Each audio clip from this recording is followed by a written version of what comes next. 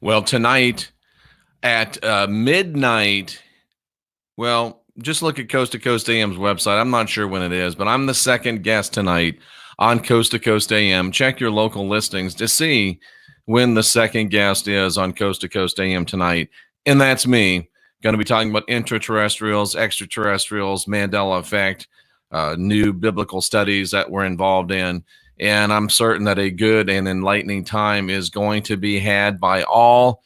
We are here, folks, to help you unindoctrinate yourself. You don't have original sin. You've got the spark of divinity within. You're divine. You're sovereign. You're free. And that's the life that you're meant to live, one abundant and even more than abundant and in peace that passes all understanding. And that's what we're here to do.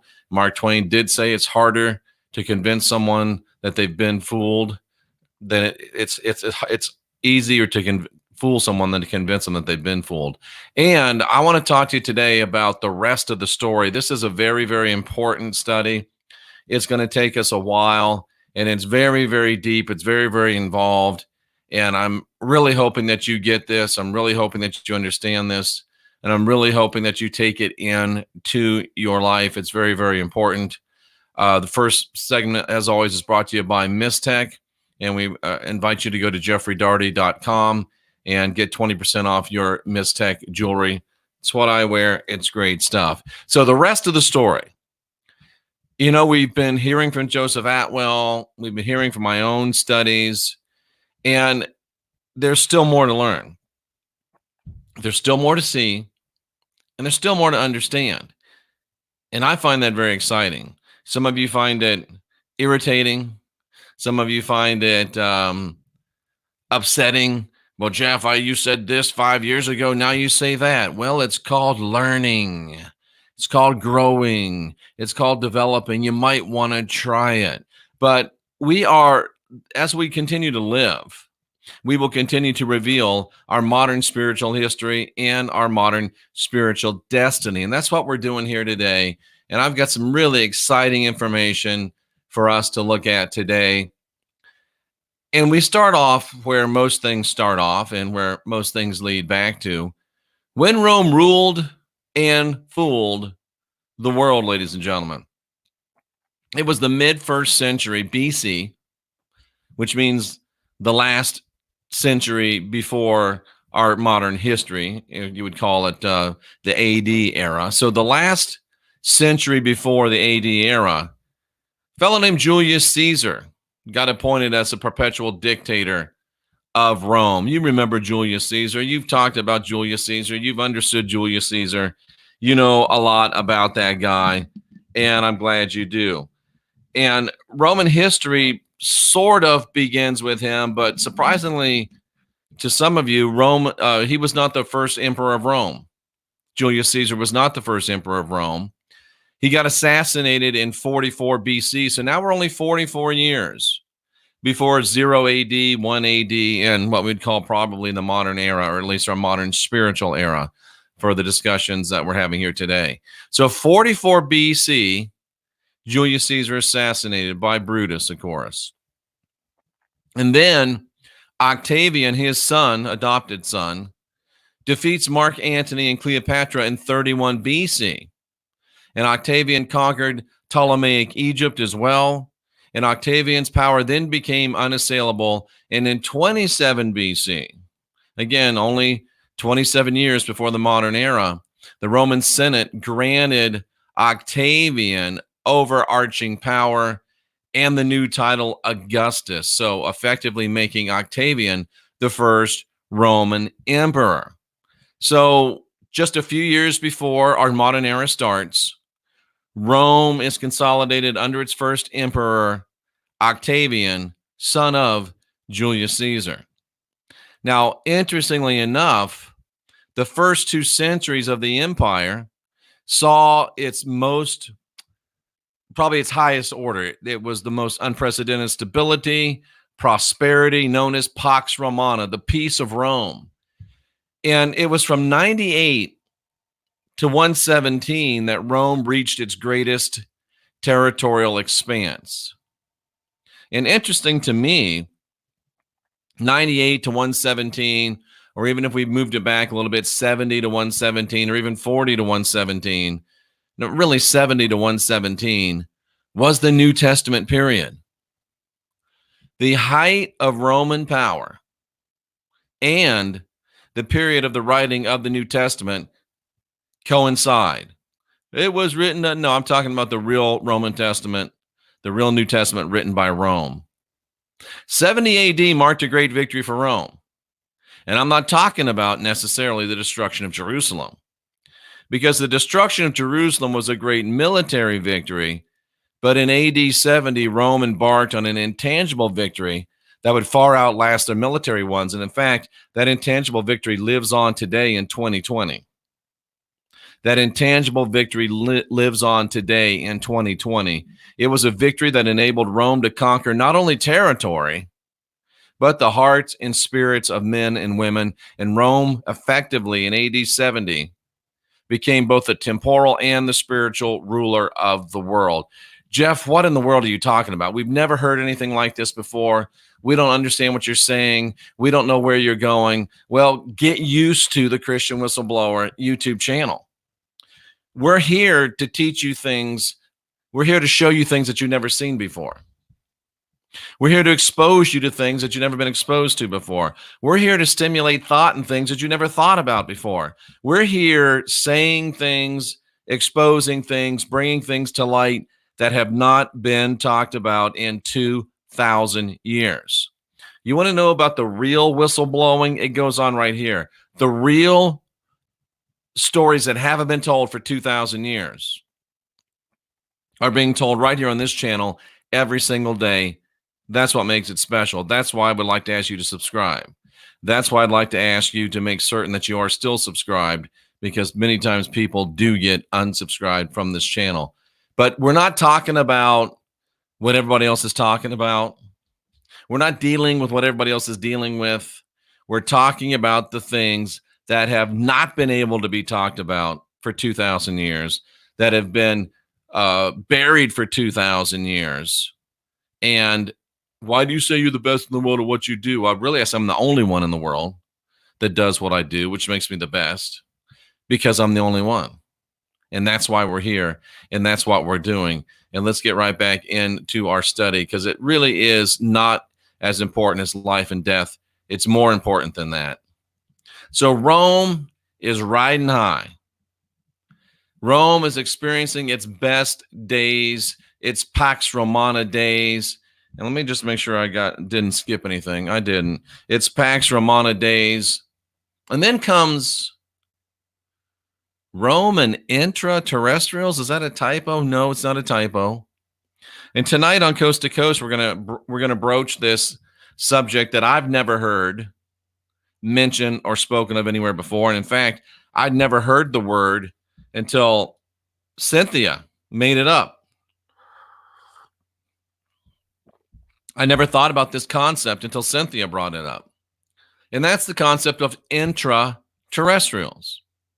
Now, the reason why this came up and the reason why I was studying it is because I knew from my studies of the Greek New Testament that there is a UFO, ET, alien agenda woven throughout the New Testament. It can't be avoided. I've talked about it on Coast to Coast AM. I've talked about it on this channel explicitly and over again, and will continue to do so. And it's especially surrounding all the events of the life of Jesus Christ. And that just sparked something in my mind that I need to write down and talk about and research.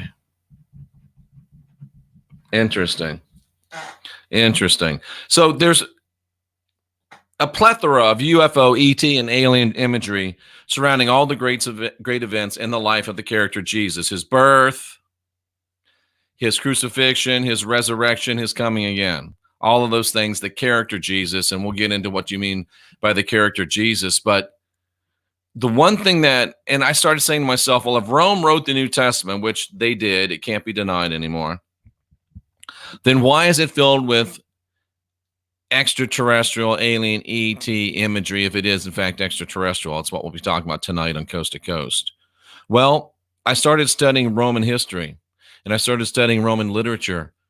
And folks, you can't read a page Pick a Roman history, any history. You can't read a page in a Roman history without references to UFO, extra human beings that they probably identified as extraterrestrials.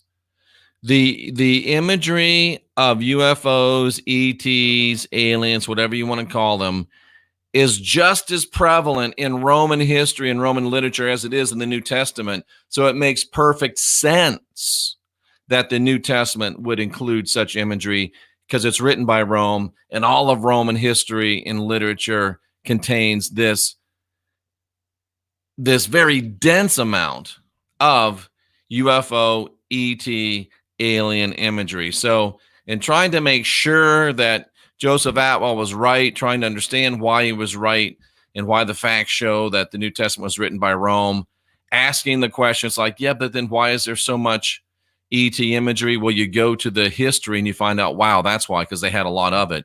So Rome, ladies and gentlemen, beyond the dispute of any objective and rational scholar that doesn't have a bone to pick, Roman history and literature is replete. That means there's a bunch of it with interactions with beings that are beyond humanity.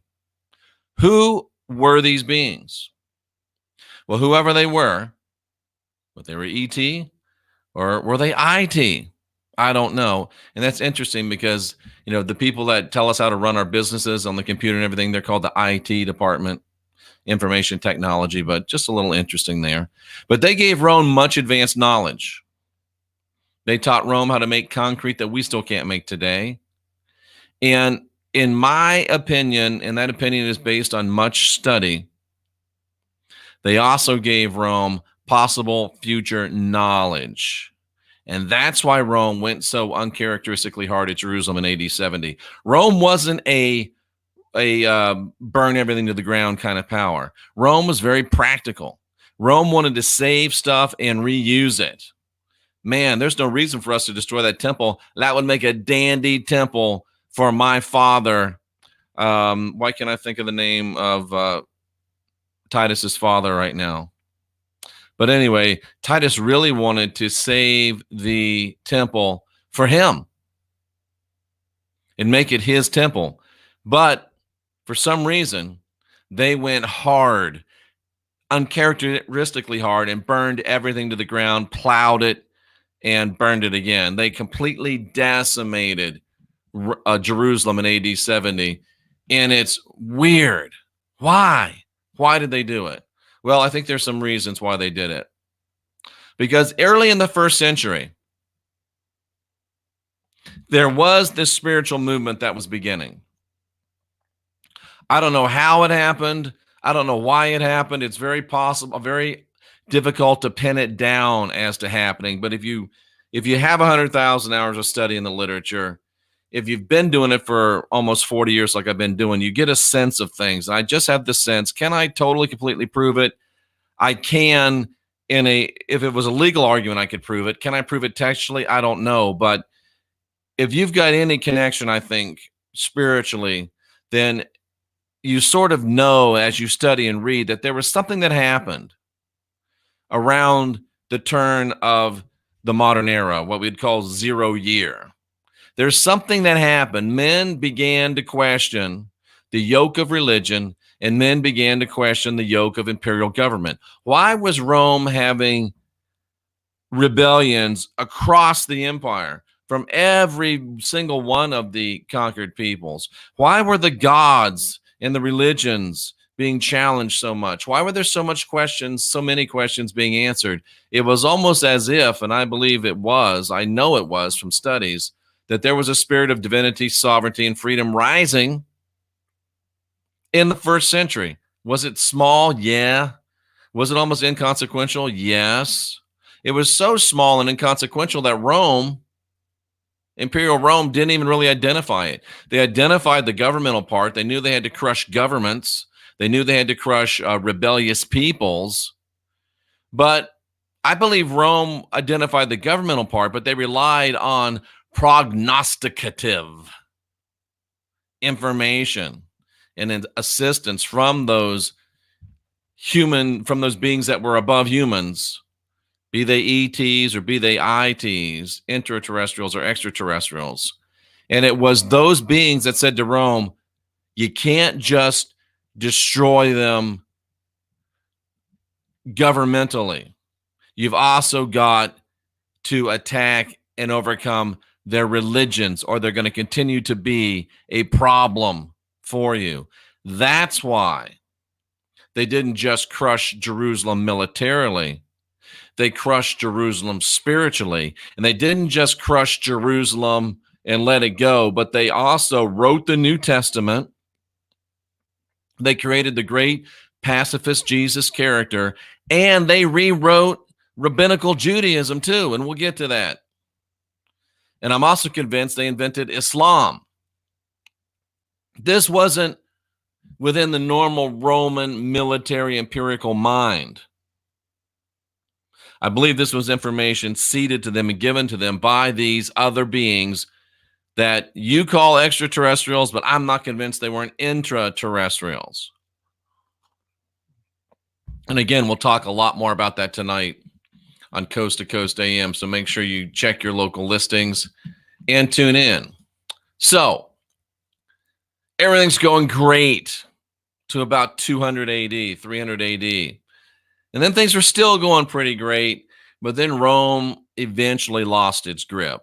By 1453, the Eastern Roman Empire collapses. It's almost over.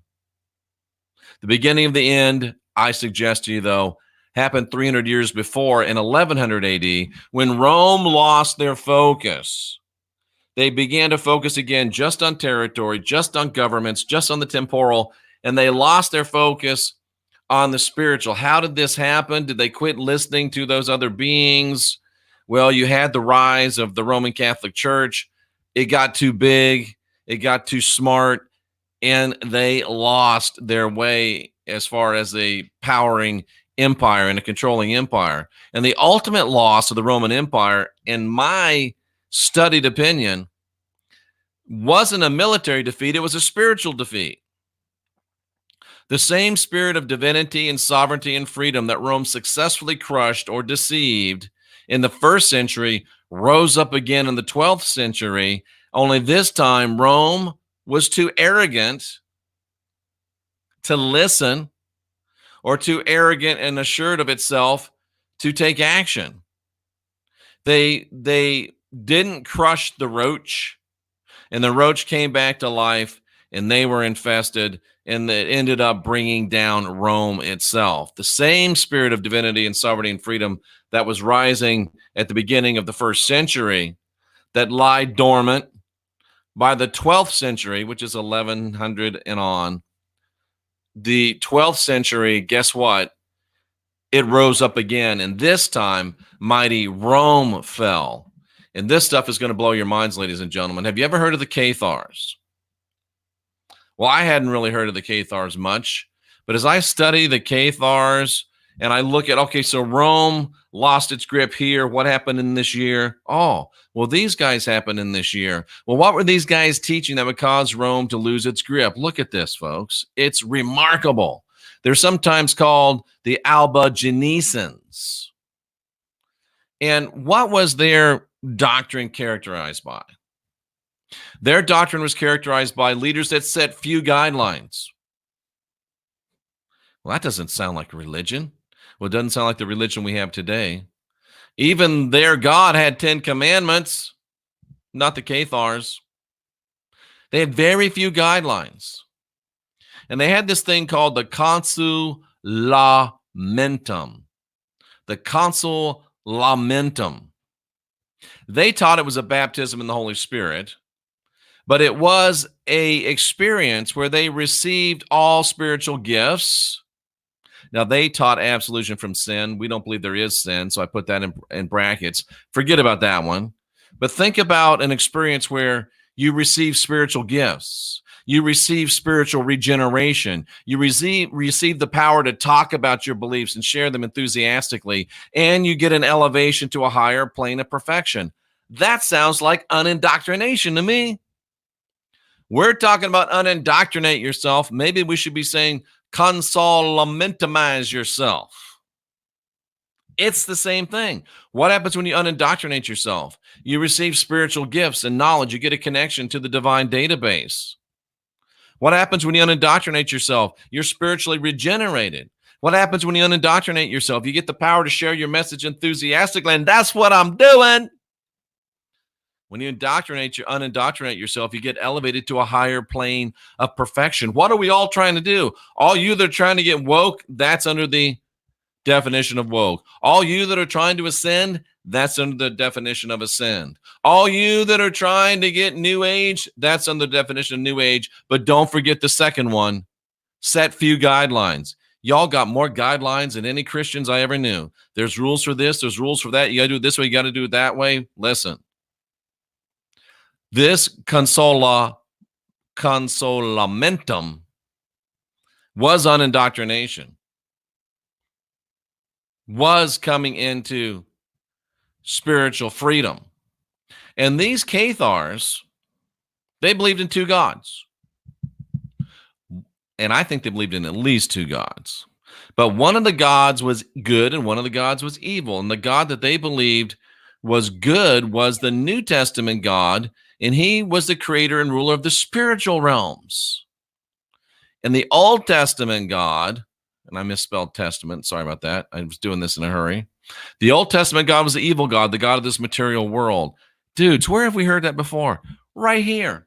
That's what we think. That's what we believe. We know the little g, phony-ass God of the Old Testament is a thug and a tyrant and evil. We know he's the one that created this mess, or is at least orchestrating this mess and in charge of this mess now. And we know that the message of the anointing in the New Testament represents true divinity and a true spiritual realm, and we're true spiritual people. And the Cathars also taught that human beings were spiritual beings caught in the material world of the evil God. What were they teaching? We're caught in the matrix. What am I teaching? It's a fear and guilt, blood magic control matrix. The Cathars were way ahead of their time. And what else were the Cathars teaching? You know, this is good stuff, and you don't get this anywhere else. Man, this is good. Good job, Jeff. And we would be reincarnated until we got this consolamentum, which would then return us into the spiritual realm of the good God. That's what I talk about all the time. Until you get rid of the fear and guilt, blood magic control matrix, you're coming back again to try again. And it's not until you get into this consolamentum, it's not until you unindoctrinate yourself that you're able to return to the spiritual realm of the good God. And the problem is, so many of you are trying to return to the spiritual realm, but you're hanging on to the blood. You're hanging on to sacrifice. You're hanging on to crosses. You're hanging on to sons and fathers and mothers. And I mean the son, the father, the mother. You're hanging on to atonement. You're hanging on to the cross. You're hanging on to salvation. You're hanging on to my sweet Jesus. My sweet Jesus. I hope you do love Jesus, because you are suffering a substandard spiritual fate by hanging on to that phony. So I hope you do like him, because he is doing you dirty.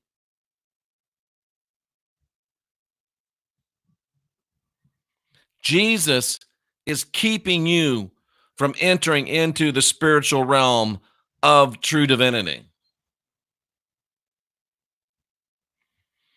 Until you get a consolamentum, until you unindoctrinate yourself from all aspects of the blood magic control matrix, sin gotta go. Atonement gotta go. Pick up your cross, gotta go. Savior, gotta go. Father, gotta go.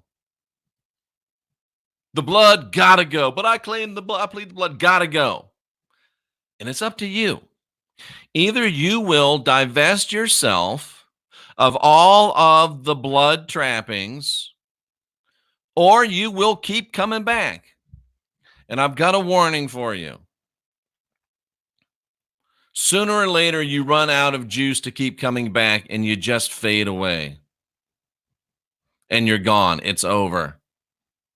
As soon as you're no more use to this God of the material world, you're done. You're over. You're finished. And you no longer have any strength to experience the console lamentum or unindoctrination. And it's totally up to you. I am showing you how to get free. And how many of you have been dealing and staying on the fringe of this blood magic matrix? And for how long have you been doing it? How's it working? Are you happy? Are you divine? Are you sovereign? Are you free? Are you where you want to be? Are you doing what you want to do? Because I am.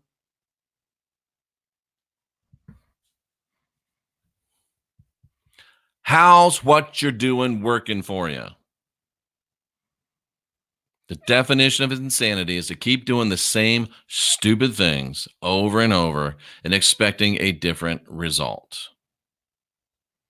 You are trying to reach the spiritual realm by operating on things that are of the material realm. I don't care how you cut it, slice it, dice it, parse it. Blood in any aspects is material. Sacrifice in any aspect is material. Until you let go of Jesus, you are never going to find true divinity. And until you let go of Jesus, you're never going to find your divinity. That was the message of the Cathars in 1100. And what did that get them? It got them the Inquisition. Did you know that Rome started the Inquisition to kill Cathars? To kill that message that there should be few guidelines, to kill that message that there's two gods, there's two worlds, to kill that message of, hey, there's an experience that will get you out of the spiritual realm or out of the physical material realm and into the spiritual realm. Keep trying, keep going, keep moving. They started the Inquisition to stop that belief. And this is what marked the division of Rome into financial and spiritual subsidiaries. And this is probably what caused the final fall of Rome. And this was the beginning of an independent, covert, spiritual Roman police force and military, because the Inquisition was run by the clergy. And they had to make a special class of clergy to run this Inquisition. And this is where Imperial Flavian Rome really died. This idea of the Inquisition, this idea of separating the governmental from the spiritual, this is where Rome died. And unfortunately for them, the Flavians didn't live long enough to fully enjoy their dark humor, which is really only now coming fully out. Well, not all of them, at least. At the end of the day,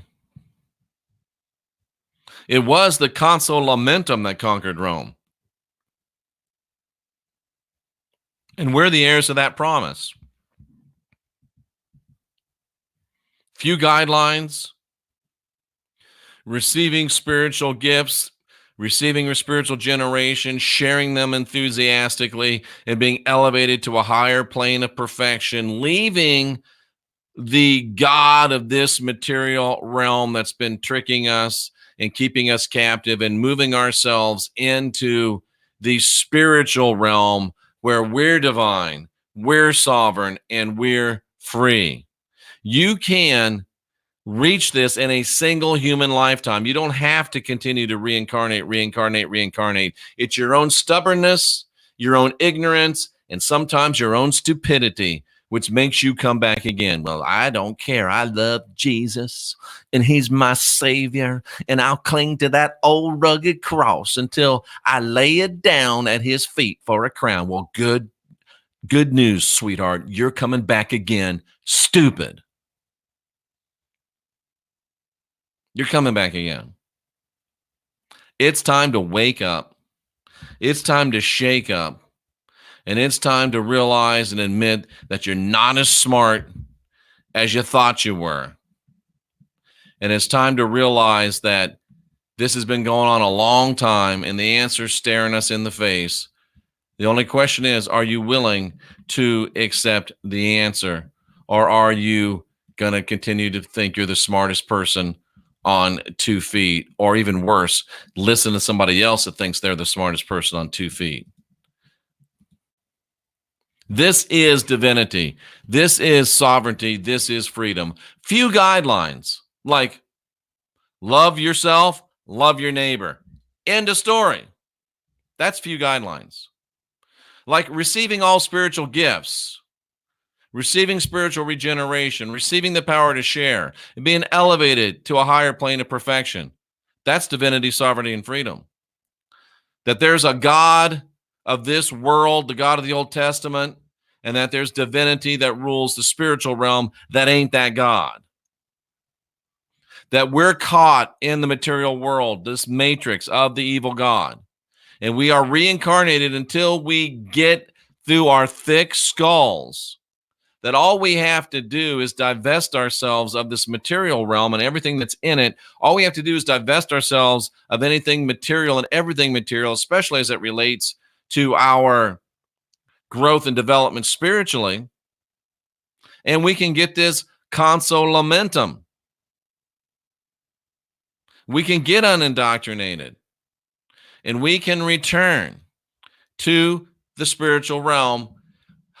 You all want out of the matrix. I'm telling you how to get out. The question is, do you have the guts to do it?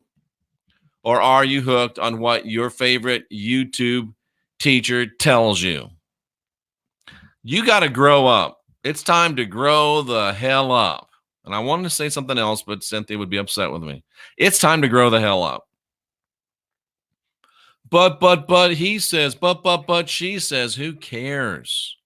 What does the spirit within you say? Or can you even hear it anymore? Let me transition us to our next podcast, because this is really, really important stuff right here. The Inquisition, ladies and gentlemen, was initially run by the Dominicans.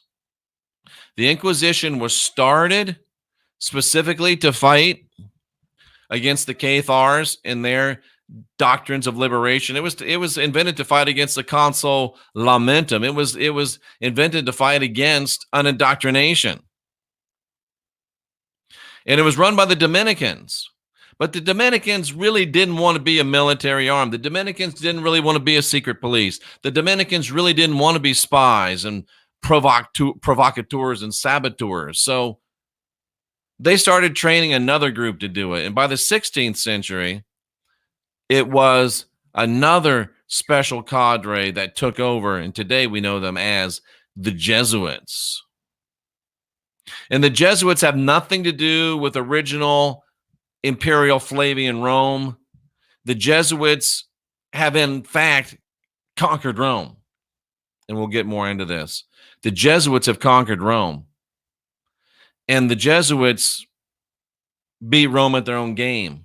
And the Jesuits were motivated by hatred of Rome because Rome destroyed the religion that most Jesuits, especially the initial Jesuits, were. They were crypto, Old Testament enthusiasts, and Rome destroyed the religion of the Old Testament and turned what is now modern rabbinical Judaism into a thoroughly Roman invention, as thoroughly Roman as Christianity is today in both its Roman Catholic and Roman Protestant manifestations.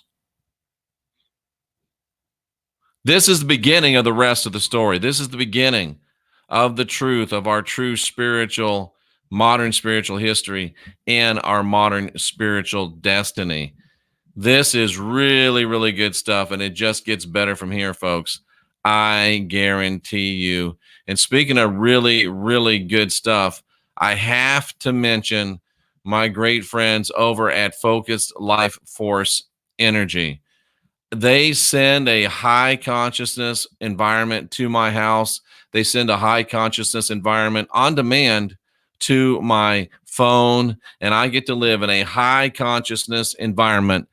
And it makes a difference in my life every day. You can get a 30-day trial. You don't require any credit card to start it. Go to jeffreydaugherty.com, click on that Focus Life Force Energy logo for 30 days free. I get literally emails every day, messages every day. It's the best thing I've ever done. Thank you so much. And with that, let's go ahead and go into the chat room and see what is being said by the most high-minded chat room in and on YouTube. That doesn't mean we don't have some knuckleheads sneak in every now and then. But that's what I believe we're the best. Vespasian, thank you. That's the name of Titus's father. Vespasian, was it a change of astrological age that prompted spiritual movements? That's a really, really good point, Tracy. I like that idea.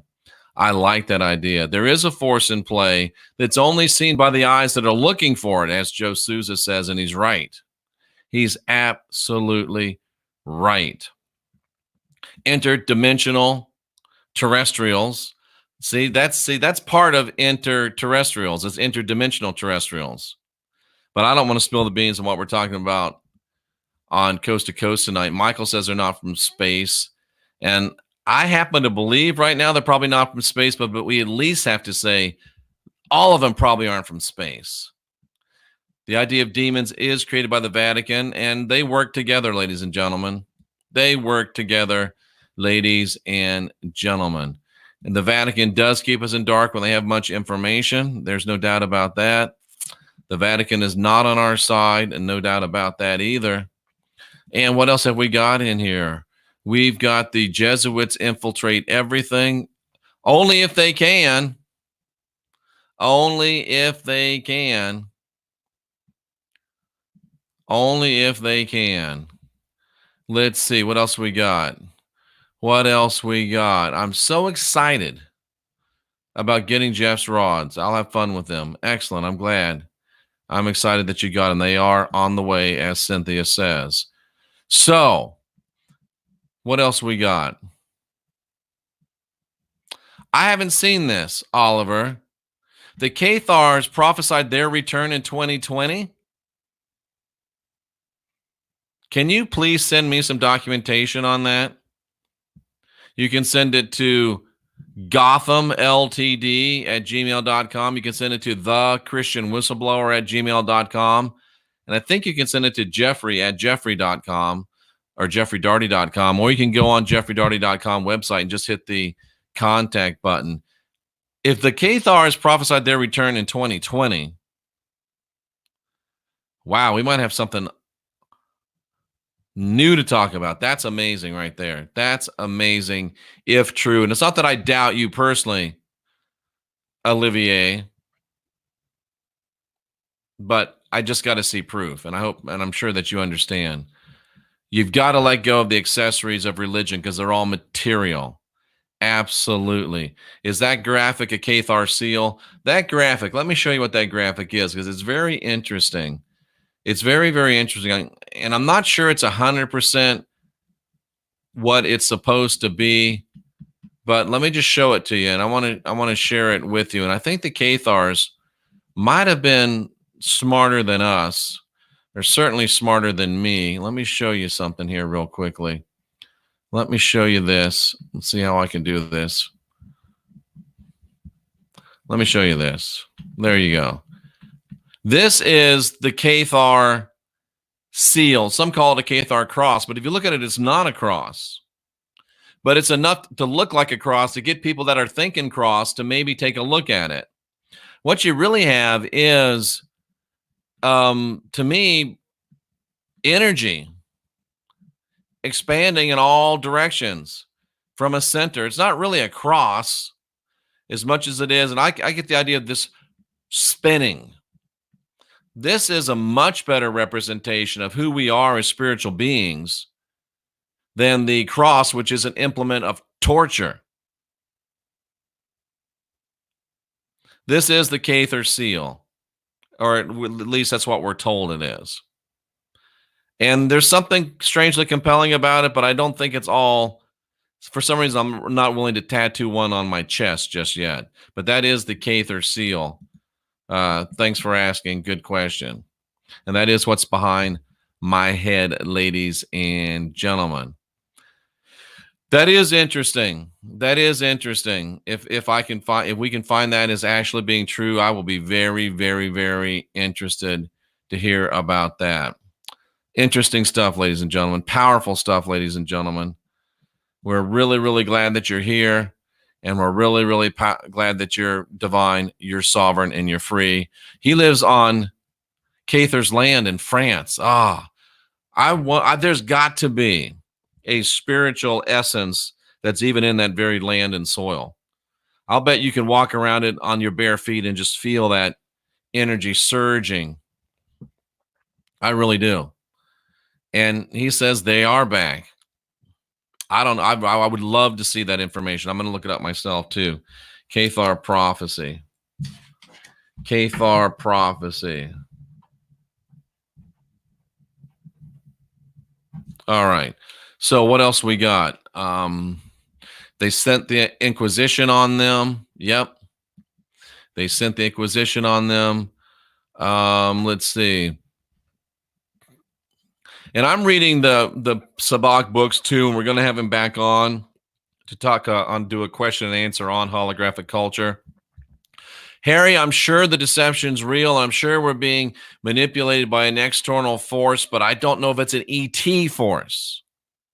But again, we'll talk about more of that tonight on Coast to Coast AM, the final fall of Rome. Yep, I think that's what we're talking about. I think that is what we're talking about, ladies and gentlemen. Let's see. What else we got here? Kujam, I'm sorry to tell you, but Jesus was not white. And if you're a follower of young Pharaoh, I'm sorry to tell you, Jesus was not black. Jesus was not real. So he was not any color at all. He was not any color. Did Rome die or morph into a more stealth control mechanism? Good question, but I think original Rome, Flavian Rome, is dead. And there's Cynthia. One of the reasons I love her, she's smart. I don't think Rome has fallen, but it's the original. Rome is not as it is, and I'll prove that to you. Rome, Flavian, and let's face it, this has to be said. Flavian empirical Rome had some honor about it. It had some pride about it. It had some gravitas about it. But this new Rome that we got, nothing like it. Nothing like it. Absolutely nothing like it. It is time for these control freaks to go bye-bye. You're welcome. Thank you. Thank you so much, Azara. I appreciate that so much. It really is so simple, but we get in our own heads and, we have this blink that tells us, boom, this is true. But then we get past it because we're listening to some idiot on YouTube tell us, oh, no, no, no. We're listening to some silly girl. Oh, no, no, no, no, no. We won't listen to ourselves. We won't trust ourselves. Even when you're in school and you change your answer on the test, you got it wrong most of the time. Trust yourself. Listen to that divine spark that is in your heart. Please do. Please do. Please do. What else we got? There's definitely a spirit of truth. Jesus is made up. Absolutely. Jesus is sent to hijack the spirit of truth. Yeah, that's what I wanted to say, Tracy, is grow the F up, but I didn't say it. I didn't say it. Let's see what else we got. Cynthia, you need a swear jar. Absolutely. She'd get rich if she had a swear jar. Yes and no, Joe. Yes and no. But I got you. I couldn't afford to stay here if I had a swear jar. That's for sure. That's for sure. What? Crypto? Go back and listen to it, Karen. You'll get what I'm saying. You're sharp. You will get what I'm saying. Let's see. Let's see. You haven't recognized Yeshua as a person in past videos. Brian, you need to keep up. I have in past videos when I thought he was a person. But since I've studied more and grown more and learned more, I've realized Jesus was fake, and Yeshua is just a pseudo enlightenment to keep you stuck in the spiritual material, keep you stuck in the material matrix a little longer. So yeah, I did, but I used to believe that you had to be washed in the blood to be saved too. I used to believe that going down and getting on your knees and raising your hands and asking two entities, the Father and the Son, to come possess you was a great idea. I used to believe that you had to eat flesh and drink blood to be saved. I used to believe that it was a good idea to have a torture implement or a dead guy on the stick in the front of my churches. I used to believe that it was a great idea to sell my soul to another entity. I don't believe any of those ideas anymore. Now, here is a guy that's thinking. VP Luther, there are Jesus Tulpe out there, no doubt about it. There are Jesus Tulpe out there, no doubt about it. Yes, no doubt about it. What about the Christ consciousness? Second star to the right, you got to understand that word, Christ, that's part of the spell. English is a spell. And when you say this word, you're putting a spell over yourself. That's why you can't let go. And I'm not saying you specifically. That's why people can't let go. They want you to say that. And it doesn't, that's not even a real word. The word is anointing. Ask me about the anointing consciousness. That's real. This consciousness is a magic word to pull you back into the material realm. That's why I don't say that word anymore. And that's why all the new agers, they want to say it so they can get all the people that believe in that to stay subscribed to their channel. They don't have the guts to say, no, that's not real. And thank you so much, Brian Williamson. They don't have the guts to say this isn't real and this is a magic word that's going to bind you to the material realm, because they love money and they love subscribers more than they love and care about you. I don't. So that's why I tell you it's a dark, black blood magic word, and it ought never leave your lips again. And look who's here. Cat Rooney Cassidy. That is your Holy Spirit, Cat. So nice to see you again. And give my regards to your husband. And how did I forget his name all of a sudden? Wow. He's the guy that does all of the dolly billboards in the Tampa Bay area. Brain cramp, sorry. All righty. Let's see. Come on over to our side. Absolutely. Come on over to our side. No longer together. Oh, I'm sorry to hear that. So I guess it doesn't matter what his name is, does it? I'm sorry. That was mean. I'm trying to remember his name. Sorry, it's going to bug me until I remember. Oh, this is tough. But it's true. It's true. Oh, let's see. Billy Zig, make sure you get a copy of the book called God, Man, the World Made Flash. Ooh, I like it. God, Man, World Made Flash. I like the title already. And we got to get Billy on. He wrote a great book called The Elusive Curve, and it's an interesting one. How does one learn about this word magic? Any advice? I'm very interested. Just learn, study. You got the internet right there in front of you. How the word became flesh. Okay. Not flash. Flesh.